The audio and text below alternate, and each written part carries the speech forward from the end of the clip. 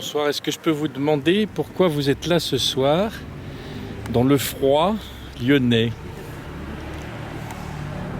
Je pense aux enfants qui vont venir dans ce monde et qu'on aura délibérément privé, soit d'un père, soit d'une mère, et au nom d'un droit à l'enfant pour des couples de même sexe.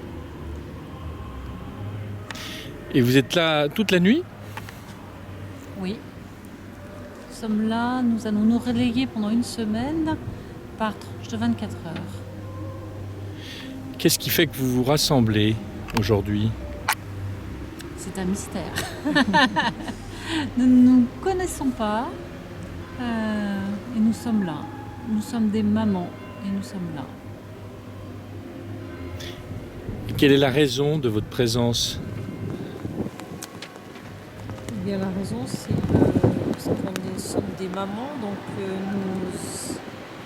c'est pour les enfants. Enfin, vraiment, on a à cœur de protéger les enfants qui ne sont pas encore nés ou qui sont là. Donc, c'est pour la filiation, pour éviter ce qui peut être la PMA, la GPA, enfin toutes ces choses. Voilà.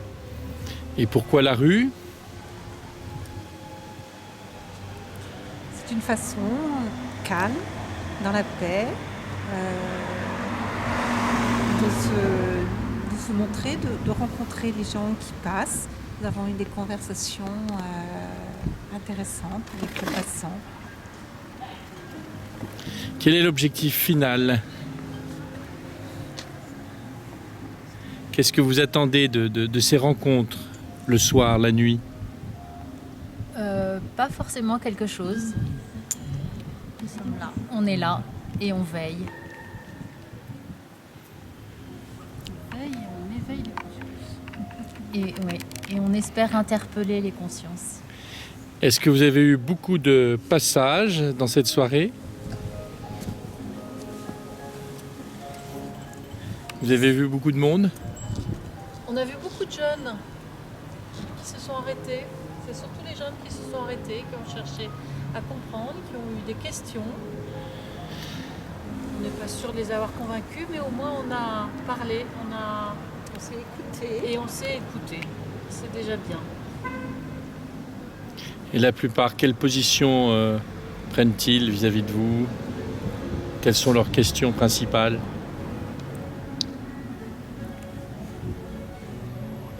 On les fait peut-être pas forcément changer d'avis, mais je pense qu'ils ont entendu certains de nos arguments, certaines positions qu'on avait, et peut-être qu'un jour ils réaliseront que